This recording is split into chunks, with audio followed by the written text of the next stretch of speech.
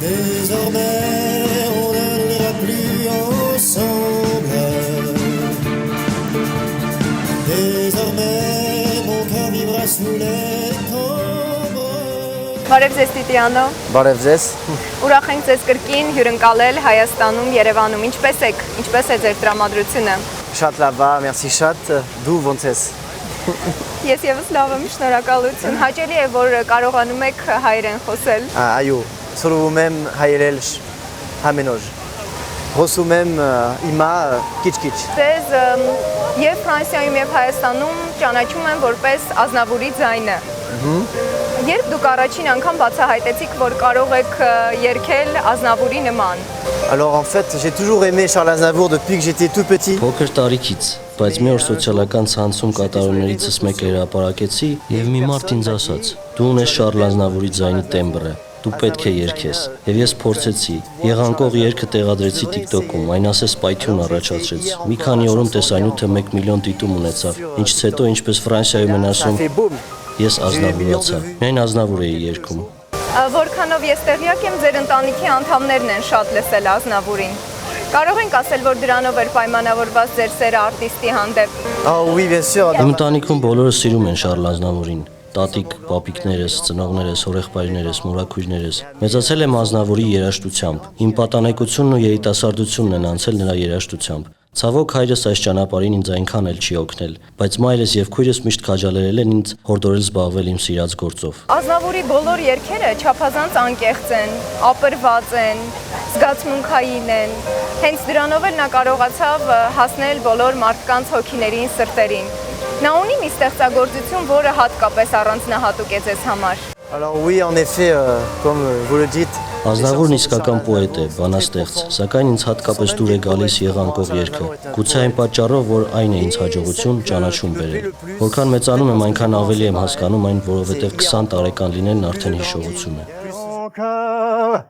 J'avais 20 ans, je caressais le temps et jouais de la vie comme on joue de l'amour et je vivais la nuit sans compter sur mes jours qui fuient dans le temps.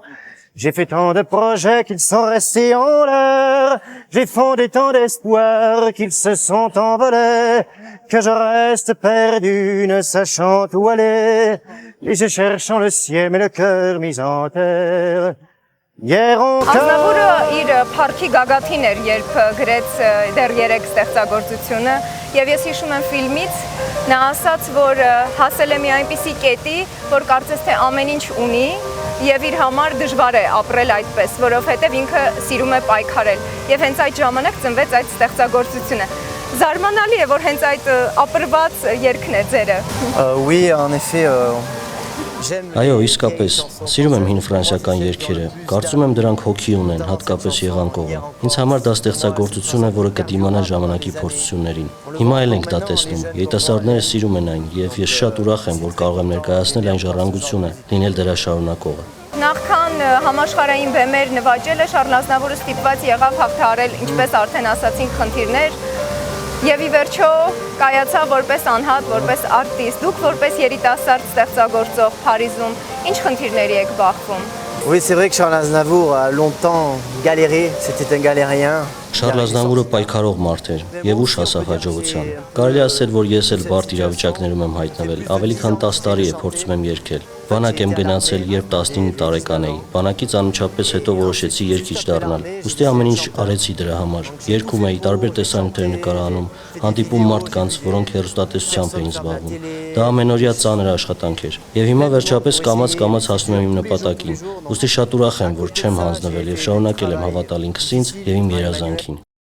Առաջին անգամ Հայաստանում 2 տարի առաջ եք մենահամերգով հանդես եկել։ Կպատմեք ինչպես դա տեղի ունեցավ ձեր համագործակցությունը թե մեր երկրի, թե մեր նվագախմբերի հետ։ J'ai appréhendé la première fois. Երբ առաջին անգամ եկա Հայաստան, մի քիչ մտահոգված լարված էի, քանի որ Հայաստանը չէի ճանաչում։ Հայաստանի մասին միայն Շարլ Ազնավուրի շնորհիվ էի լսել։ Գիտեի, որ այն Ֆրանսիայից հեռու է, Ռուսաստանի մոտ է։ Ընտանիքս եւս վախենում էր ինձ համար։ Ասում էին՝ ուր ես գնում մենակ եւ այլն։ Եկա այստեղ եւ հաճելիորեն զարմացա ձեր ընդունելությունից, ջերմ վերաբերմունքից, սիրուց, ձեր երկրի, Ազնավուրի հանդեպ։ Ամեն ինչ շատ լավ անցավ, թե նվագախմբի, թե երաժիշտների ամբողջ թիմի հետ, մենեջեր Մարիայի հետ։ Հիմա նրա շնորհիվ եմ այստեղ։ Իրոք չէի մտածում, որ կսիրահարվեմ ձեր երկրին։ Ես որքանով տեղեկացված եմ, դուք այս տարիների ընթացքում անգամ փորձել եք ապրել Հայաստանում եւ ինչպես ամենասկզբում հասկացանք հարցազրույցի, սովորել եք հայերեն։ Հատկապես ինչն է հյուրընկալությունից զատ սիրում մեր երկրում, քաղաքում։ Surta.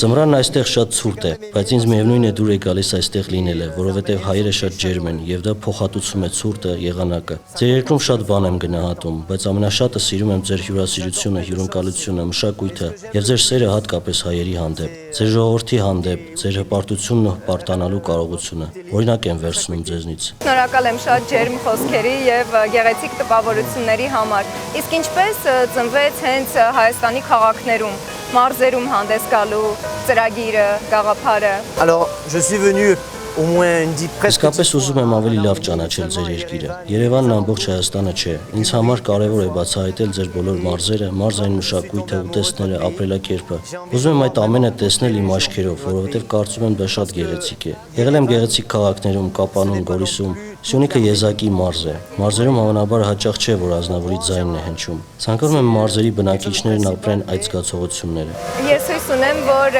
մարզերի բնակիչները ձեզ նույնքան ջերմ կընդունեն, որքան Երևանի հանդիսատեսը, որովհետև նախորդ ձեր համերգին ես ներկա էի եւ տեսա այդ ջերմ ծափահարությունները։